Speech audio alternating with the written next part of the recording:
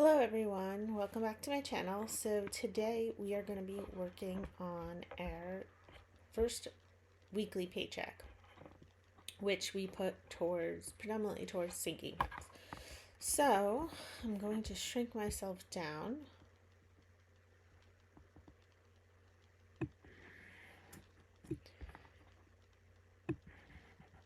and put myself up here in the corner so that we can get started. So we have $1,311 to work with. We are on the weekly paycheck focus view, and we are going to start with groceries. Now, groceries shows that I'm actually overspent, but that's because we are already into April and I've already done a grocery shopping for the first week of April. But that's okay. So we are going to budget out $990 for the month for groceries. We are going to budget out $120 for the month for restaurants and entertainment. We are going to budget out $60 for the month for clothes. We are going to budget out $18 a month for new track phones. So with this category, we did track phones for our kids for the longest time. We just felt that it was, oh no, I did it again. I forgot. I'm disappeared. Here I am. Let me fix myself so I'm floating on top. There we go. Sorry about that. So basically with track phones, we got them for our kids when we first started getting them phones. We obviously bought the phone and we bought an annual plan that came with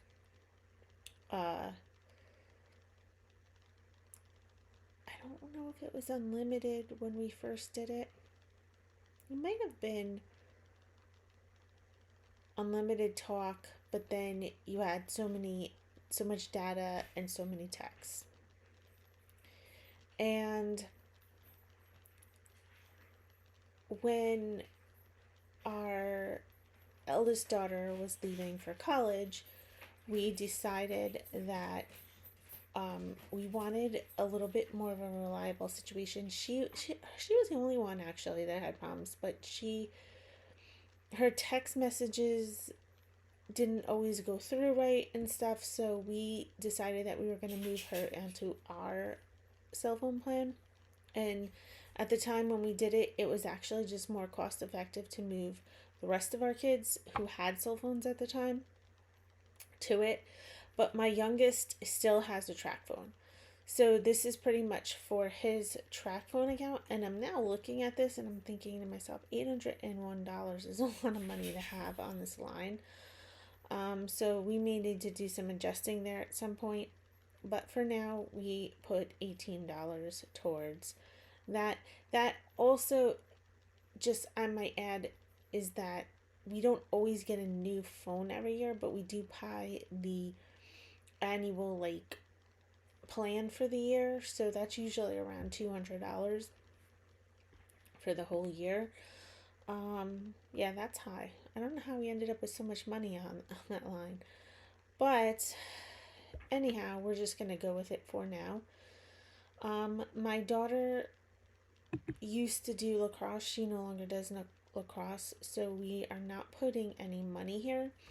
But she does have a balance of $539. She's actually graduating this year, so that money is going to actually end up being used for things she needs for her dorm.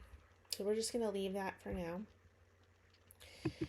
Coming down here to my son's lacrosse, and we are going to put $29 on that line.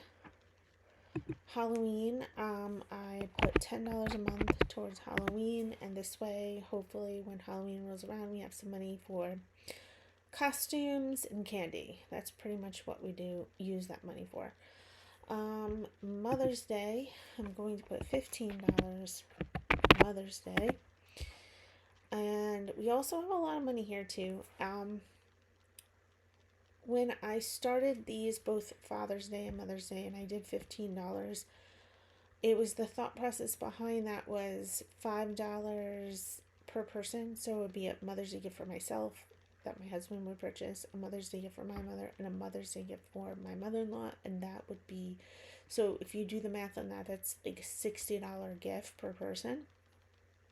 Apparently, we have not been spending $60, I guess. I'm not sure why how we've accumulated so much, but that may be another area or category that I may look at in the future and reevaluate. But for now, we are putting $15 towards that. Same thing with Father's Day. We're putting $15 towards that. And again, same scenario. So, yeah, those are definitely some categories that I can reconsider as far as how much we have in them, because there's a lot of money there. Easter. So for Easter, I also put $10 a month. This is just to cover stuff that goes in their Easter basket. This was ideas that I had this year because my kids were getting bigger. So rather than doing Easter basket, maybe do some fun things like just a platter of Smeeps and a saran wrap ball. I did not do that, but maybe next year.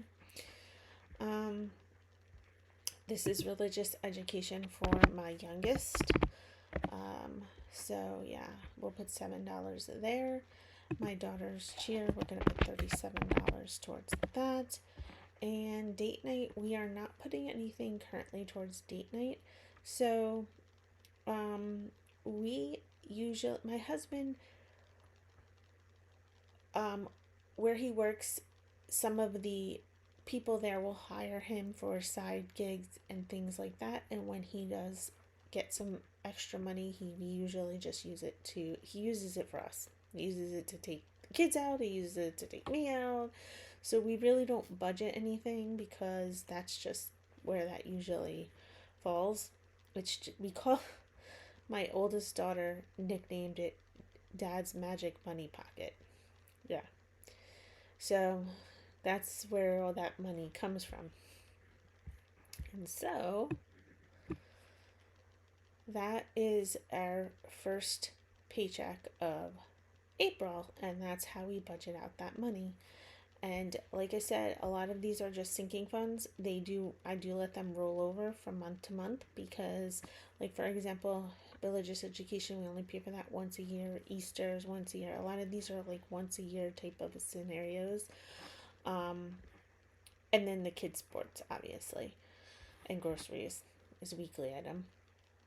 But yeah, so that's pretty much the budget for our first paycheck of the month.